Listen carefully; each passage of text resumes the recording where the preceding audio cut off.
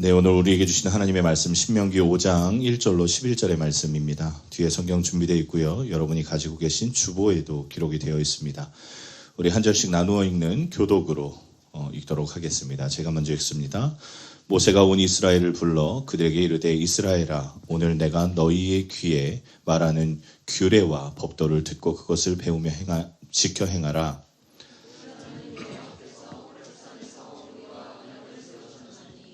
이 언약은 여호와께서 우리 조상들과 세우신 것이 아니요 오늘 여기 살아있는 우리 곧 우리와 세우신 것이라.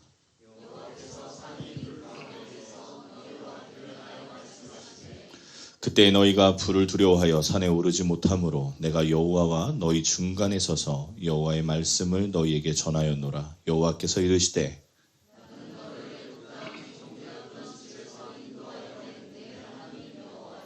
나 외에는 다른 신을 내게 두지 말지니라.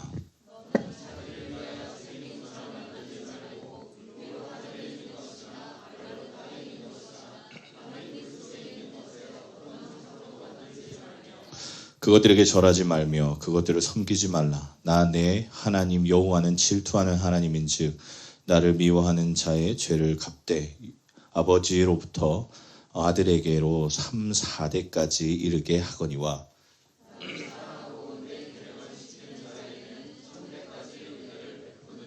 우리 함께 읽겠습니다. 너는 내 하나님 여호와의 이름을 망령되이 일컫지 말라.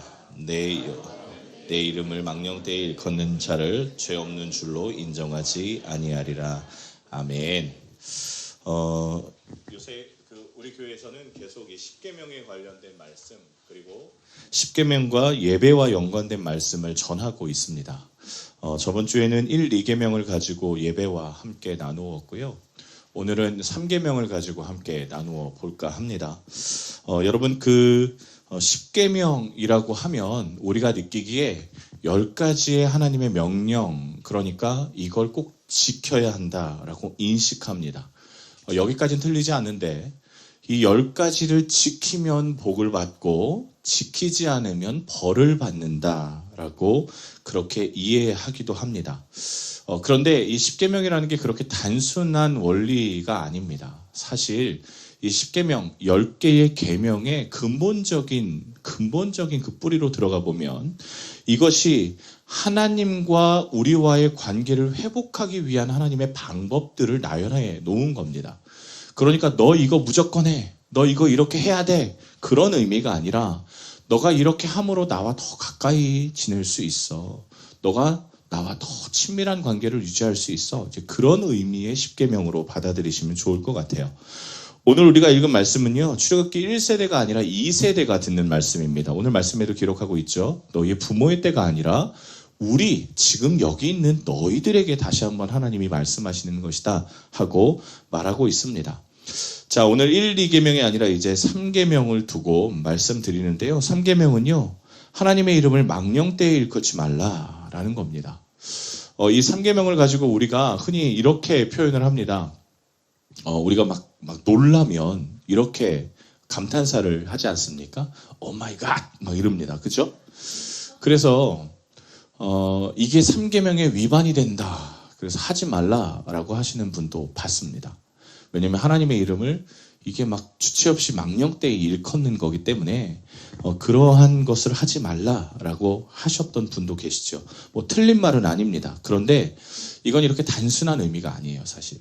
이건 신성모독의 말을 넘어서 사실은 진실한 신앙생활을 해라라는 의미가 이 안에 포함이 되어 있습니다. 한번 볼까요? 자, 하나님의 이름이 뭡니까, 여러분? 여러분들께 한번 여쭙겠습니다. 하나님의 이름. 우리 성경에 정말 많이 나와 있습니다. 하나님의 이름이. 여호와라고 부릅니다. 야훼라고도 하죠.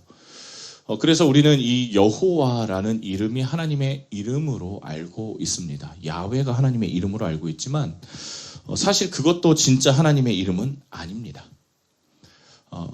자, 볼까요? 자, 구약에서 하나님의 이름을 뭐라고 말하고 있냐면 역대하 7장 14절의 말씀에 보면 하나님의 이름을 이렇게 표현합니다. 한번 넘겨줄래요, PPT? 우리 함께 읽어보겠습니다. 그거 아닙니다. 역대하 7장 14절. 없나요? 네, 제가 준비를 안 했습니다. 제가 한번 읽어드려 볼게요. 하나님께서 하나님의 이름을 뭐라고 말씀하시는지. 내 이름으로 일컫는 내 백성이 그들의 악한 길에서 떠나 스스로 낮추고 기도하여 내 얼굴을 찾으면 내가 하늘에서 듣고 그들의 죄를 사하고 그들의 땅을 고칠지라. 자, 여호와의 이름을 뭐라고 이야기하고 있는지 혹시 찾으셨어요? 내 이름으로 일컫는 내 백성이라고 말합니다. 한마디로 여호와 하나님이 본인의 이름에 대해서 이야기하지 않으시고 내 이름으로 일컬어지는 백성이라고 표현합니다. 자, 신약 시대에 넘어오면 이걸 뭐라고 표현하냐면 그리스도인이라고 표현을 하는 거예요. 한마디로 여호와 하나님의 이름은 어떠한 이름으로 표현할 수 없는 분이세요. 하지만 굳이 표현을 하자면 내가 너라고 말할게. 그렇게 지금 말씀하시는 겁니다. 그러니까 이 3계명이라는 것이 들어와 보면 이스라엘 백성을 지칭하는 거고 신약 시대엔 그리스도인을 지칭하는 거고 지금 이 시대엔 저와 여러분을 말하고 있습니다. 하나님이 주신 그 이름답게 사는 자를 표현하고 있는 거예요. 즉, 그 주신 이름답게 사는 자는 그리스도인이요 하나님의 종이요 하나님의 자녀이지만 그 이름답게 살지 않는 것을 가지고 하나님의 이름을 망령되이 일컫는 자라고 표현하고 있는 겁니다. 그냥 여호와 하나님의 이름을 그냥 잘못 이야기했다라는 표현이 아니라 여호와 하나님의 이름을 우리에게 주셨는데 그 이름답게 살지 않는 것을 3계명에 말씀하고 있는 거라고 정확히 지금 지적해 드리는 거예요. 자, 여러분, 하나님께서 하나님의 이름을 정말 중요하게 생각하셨습니다. 그 말은 우리가 하나님의 이름으로 대표성을 가지고 살아가는데 우리의 삶이 하나님의 이름을 영화롭게 하는 데에 굉장히 많은 에너지를 쏟아야 한다는 의미가 됩니다. 여러분, 성경을 찾아보면 하나님께서 하나님의 이름을 굉장히 많이 중요하게 생각하셨는데 그 증거들이 참 많이 나와 있습니다. 전쟁을 한번 생각해 보셨으면 좋겠습니다. 고대 팔레스타인 전쟁에서는 전쟁을 하고 나면 승리하는 쪽이 지는 것에 모든 걸 갖습니다. 공성전을 해도요, 승리하면 그 성에 있는 모든 것을 다 쓸어가 버립니다. 그런데 여러분, 이스라엘 백성 한번 생각해 보세요. 이스라엘 백성은요, 출애굽해서 이집트에서 나오면서 그들은 태어날 때부터 노예였고 전쟁에 대한 능력 자체가 없었고 무기도 없었을 뿐더러 전략도 없었습니다. 그래서 여러분, 그들이 나오면서 했던 일이 무엇이냐? 모세가 손을 들면 이기고 손을 내리면 지는 이상한 전쟁을 합니다. 그게 전략이었어요. 여리고성 정복할 때 어떻게 했습니까? 법궤 앞에 두고 제사장의 간격 멀찌감치 두고 이스라엘 백성이 침묵하며 따라오는 7일간의 그 일 때문에 여리고가 무너지는 것을 여러분 다 아시지 않습니까? 이들에게 싸울 수 있는 전략이 하나도 없었음에도 불구하고 이들에게 능력도 없었음에도 불구하고 이 당시 이스라엘 백성에게 나는 소문은 무엇이냐? 이들이 간담이 녹을 정도로 이스라엘 백성을 두려워했다라고 라합이 고백하죠. 즉 하나님께서 이스라엘 백성과 함께 하시기 때문에 이들이 하나님의 이름을 높이는 자가 되었습니다. 하나님이 하나님의 이름을 높이는 것을 아주 중요하게 생각하는 이유는 패배의 신, 그저 저주의 신, 죽음의 신이 아니라 하나님은 만왕의 왕이시고 영광을 받으실 주시며 승리하는 하나님이시라는 것을 온 인류가 알고 이스라엘 백성이 그 모델이 되어서 온 인류가 하나님을 직시하는 것, 하나님과의 얼굴과 얼굴을 맞대는 걸 원하셨기 때문입니다. 온 인류의 구원을 원하셨다는 것이지요. 자, 여러분, 하나님의 이름이 높아져야 합니다. 즉, 우리가 하는 것으로 인해서 하나님의 이름을 높여야 하는 것, 그게 오늘 3계명, 하나님 그 이름을 망령되이 일컫지 말라라는 의미가 됩니다. 자, 그렇다면 여러분, 하나님께 영광 돌리는 삶을 살아야 될 텐데 어떻게 사시겠습니까? 오늘 이제 선교도 나오셨는데 제가 첫날에 오프닝하면서 이분들께 그리스도인답게 행동하라라고 말씀을 드렸어요. 그래서 정말 그리스도인답게 행동하려고 노력하고 있는 것이 눈에 보입니다. 어떻게 살아야 될지를 사실 이게 잘 행함이 안 돼서 예수님께서요, 이 십계명을 정리를 하시고 두 대강령으로 주셨죠. 그게 첫 번째 뭐였죠? 하나님, 여러분들 그 스프링이라는 슬로건에 들어있는 겁니다. 뭐였습니까? 하나님 사랑, 이웃 사랑입니다. 대강령이죠. 하나님을 사랑하고 이웃을 사랑하는 것으로 하나님의 이름에 영광을 올리는 것이 우리의 삶이어야만 합니다. 자, 여러분 하나님 사랑하시죠? 네. 우리 호치민 신천교회 성도님 그 하나님 사랑하십니까? 네. 너무 이쪽에서 이제 막 아멘 하시니까 약간 네. 그러면 여러분 한 가지 더 여쭙겠습니다.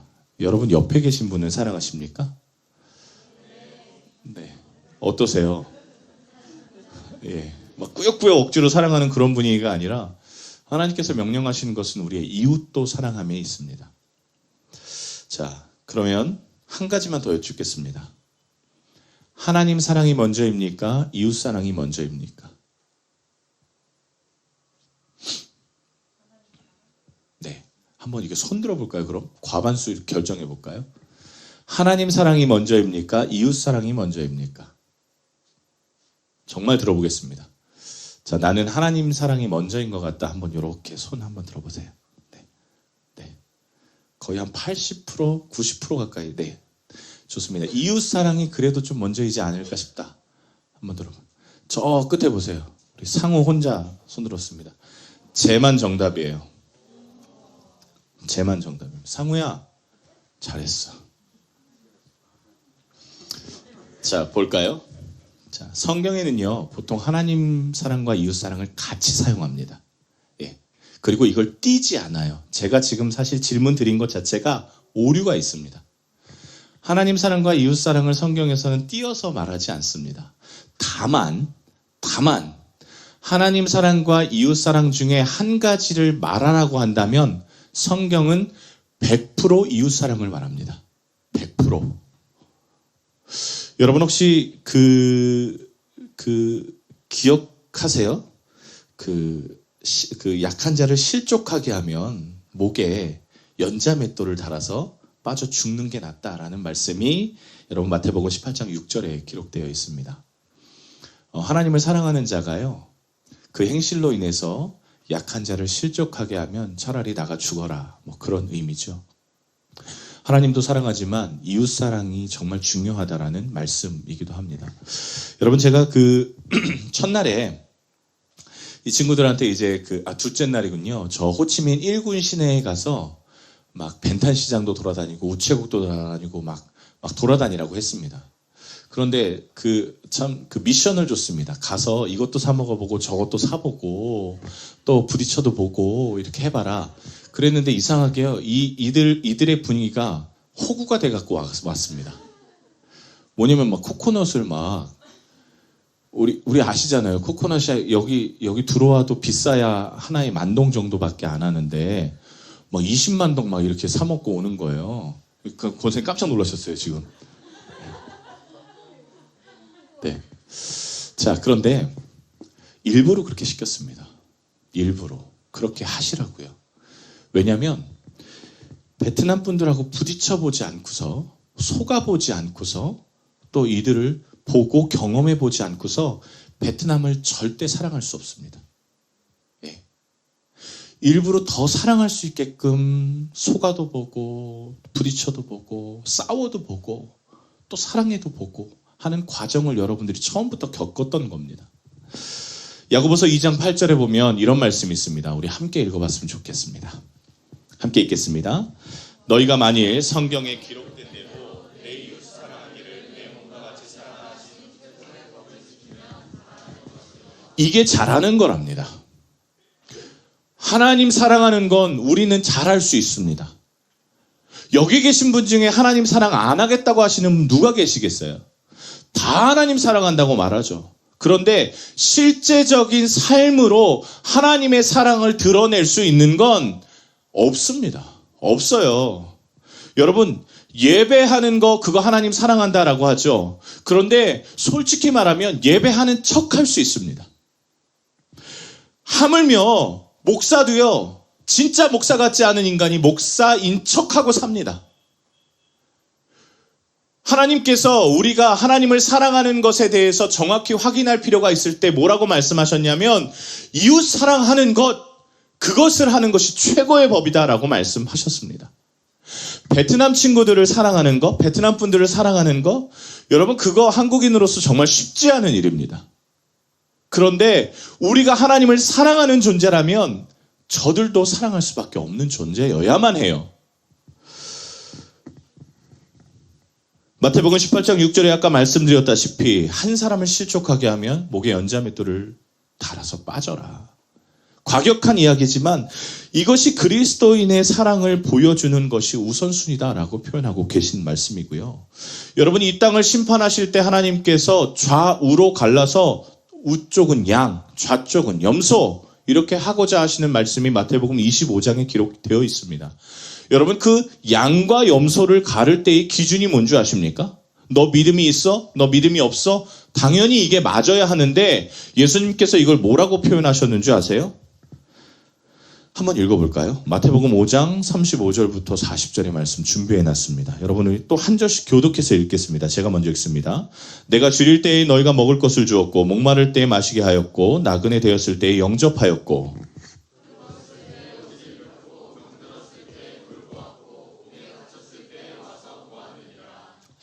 이에 의인이 대답하여 이르되 주여 우리가 어느 때에 주께서 줄이는 것을 보고 음식을 대접하였으며 목마른 것을 보고 마시게 하였나이까?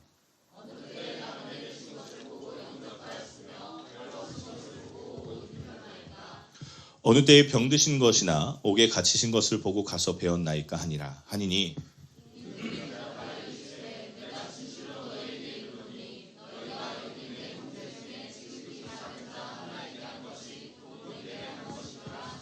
그리고 결론을 내시는 게 그렇게 한 자가 양이라고 말씀하십니다.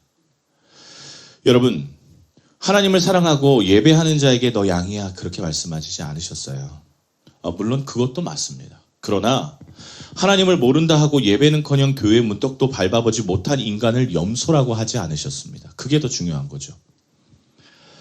양은 천국에, 염소는 지역에 이런 판결이 결국에 약한 자를 배려하고 그들을 섬기는 자에게 하나님께서 너는 천국에 갈 조건이 되겠다. 이게 사실은 우리가 지금까지 믿고 있었던 믿음에 대한 부분을 꽉 붙잡고 있었는데 조금 다른 부분이라고 인식을 하고 있잖아요. 그러나 하나님을 믿고 하나님을 사랑하는 자에게 나타나는 증거는 다른 것이 아니라 하나님을 사랑하면 이웃도 사랑하게 된다라는 것이 우리의 삶에 드러나야 하는 것이죠. 자, 1계명부터 10계명까지 결국 이게 한 원리로 돌아가는데 이게 뭐냐면 하나님이 원하시는 삶을 살아라라는 것에 원점을 두고 있습니다.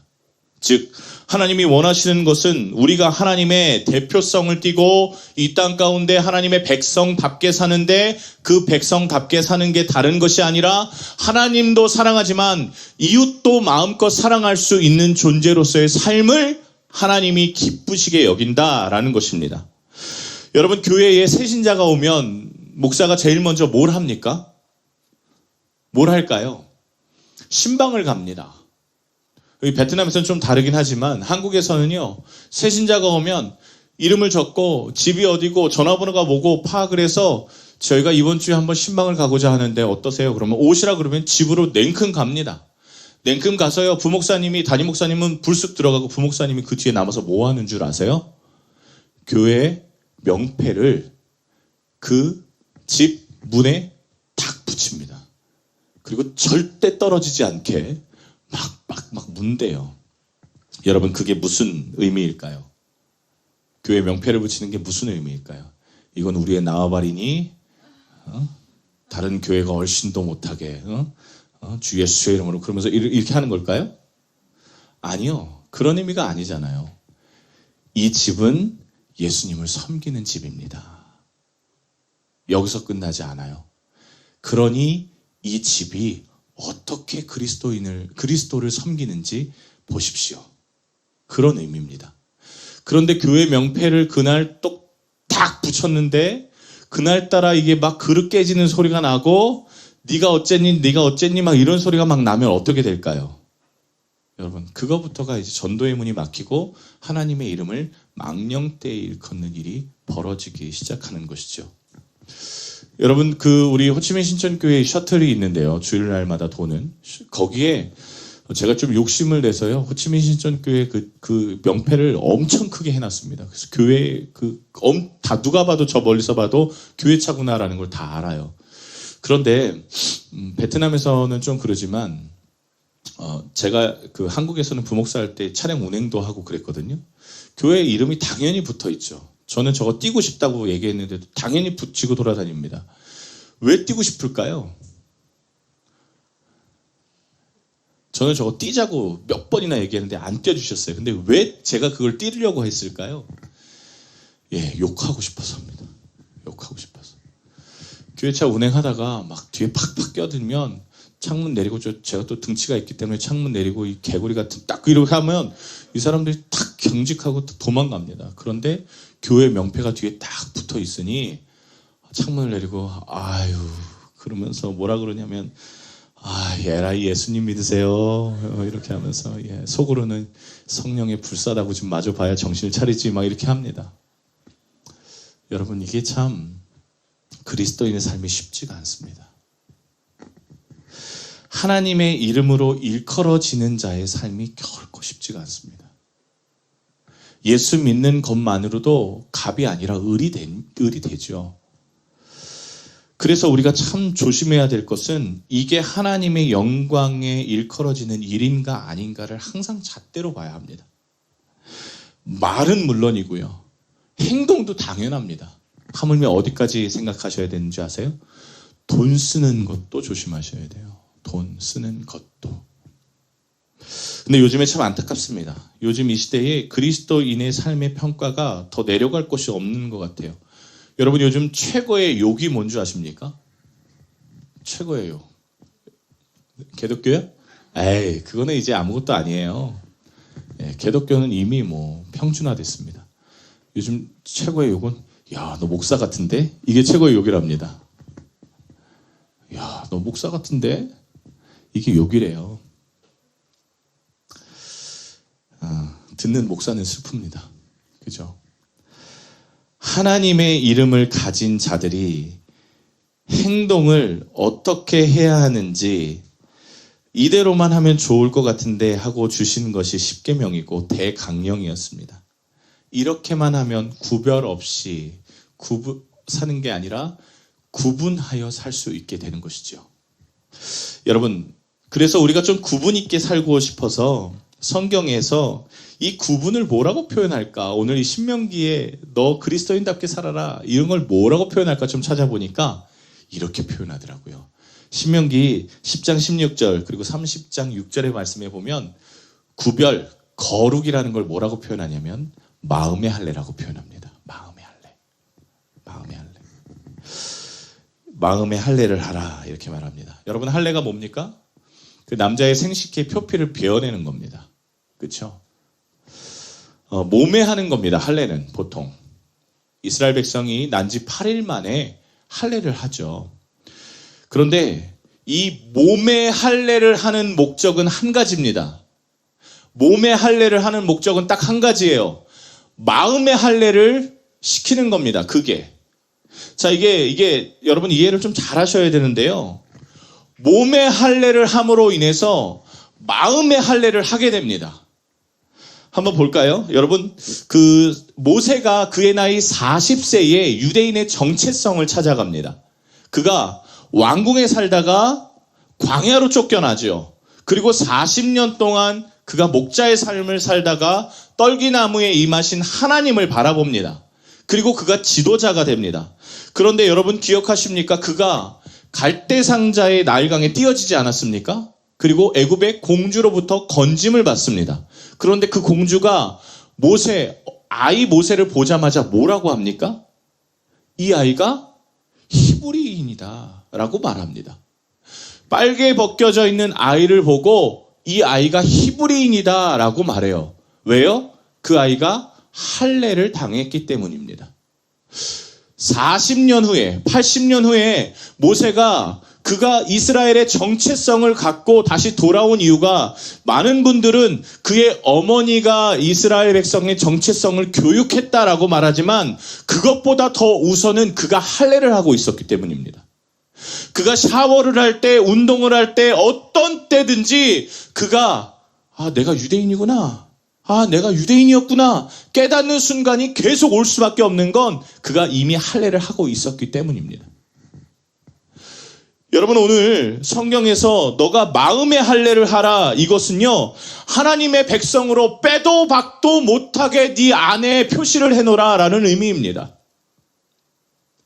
그냥 어중뛰게 오늘 교회에 왔으니 내일은 세상에서 살아가니까 세상스럽게 살아가는 것이 아니라 마음의 할례를 한 자는요 40년이 지나든 80년이 지나든 그의 인생의 삶에 나는 하나님의 백성이구나 라는 가치관이 꾹 박혀있는 것처럼 그렇게 세상에서 어디를 가든지 무슨 일을 하든지 하물며 그 자리가 어디에 있던지 간에 베트남에 있던지 간에 내가 하나님의 백성이구나를 항상 인식하라나 그런 말씀입니다. 하나님이 살아계심을 보고 하나님이 우리에게 역사하심을 알고 하나님의 뜻대로 가고자 하고 그 순간에 내 힘 다 빼고 하나님 오직 주님만을 따라갑니다. 그 순간을 우리는 자주 만들 필요가 있습니다. 말씀 정리하겠습니다. 여러분 반대로 생각하면요. 반대로 생각해보면 하나님은 이스라엘 백성에게 또 신약시대의 그리스도인에게 그리고 저와 여러분에게 하나님의 이름을 거셨다는 것, 이건 우리에게 정말 큰 특권입니다. 그냥 너 이거 지켜, 너 이거 해, 너 이거 해야만 살아. 아니 그런 게 아니라요. 하나님께서 우리를 이 땅의 대표로 부르셔서 여러분이 하는 말과 생각과 행동과 표현 하나 하물며 돈 씀씀이 하나까지도 하나님께 영광을 올리는 도구로 사용하신다는 거죠. 여러분은 어떻게 사시겠습니까? 어떻게 살아보시겠습니까? 이게 정말 복된 일입니다. 만왕의 왕이신 하나님께서 나에게 생명을 거셨습니다. 내가 그리스도인인 것을 다 아는데 우리의 삶을 보았을 때 욕심을 부리고 다른 사람을 해하고 음란해하고 그런 것들은 문제가 크죠. 어저께 전도를 나갔다가 저랑 같이 이렇게 과일 주스를 먹으면서 우리 같이 나갔던 청년들에게 했던 이야기가 하나가 있습니다. 그게 뭐냐면 이 베트남 땅 가운데에 한국에서 들어왔음에도 신앙생활을 안 하는 분들이 엄청 많다고 얘기해 줬어요. 그리고 우리는 그런 분들을 깨울 거라고 이야기했습니다. 그분들이 왜 신앙생활 안 할까요? 난 하나님을 믿었으니까, 나는 예수님을 믿는 자니까 여기서 신앙생활 안 해도 구원받아. 그런 보증수표를 받았기 때문일까요? 저는 그것부터가 좀 잘못됐다고 생각해요. 어떻게 하나님을 기쁘시게 하는, 하나님을 사랑한다고 하는 자가 하나님을 기쁘시게 하는 예배조차 드리지 않는 것, 그리고 그의 삶이 저 세상의 삶과 전혀 구분이 없이 사는 것, 이거는 이웃을 사랑하지 않는다는 뜻이거든요. 그걸 어떻게 하나님의 백성이라고 말할 수 있을까요? 우리는 그런 자들을 깨워야 되는 사명이 있는 자입니다. 여러분의 말 하나, 행동 하나, 하물며 과일 주스 하나 먹으면서까지도 우리의 행동이 구분돼야 하는 것은 하나님의 이름이 우리 안에 새겨져 있기 때문입니다. 여러분, 결정 하나하나라도 신중하게 하셔야 됩니다. 하나님을 인식하고 하나님의 정체성을 가지고 하나님의 백성답게 거룩하게 사는 것, 그게 하나님의 이름을 망령되이 일컫지 말라라는 의미입니다. 우리의 삶이 그렇게 변화되었으면 좋겠습니다. 믿으시지요? 아멘. 그렇게 결단하셨으면 좋겠습니다. 기도하겠습니다.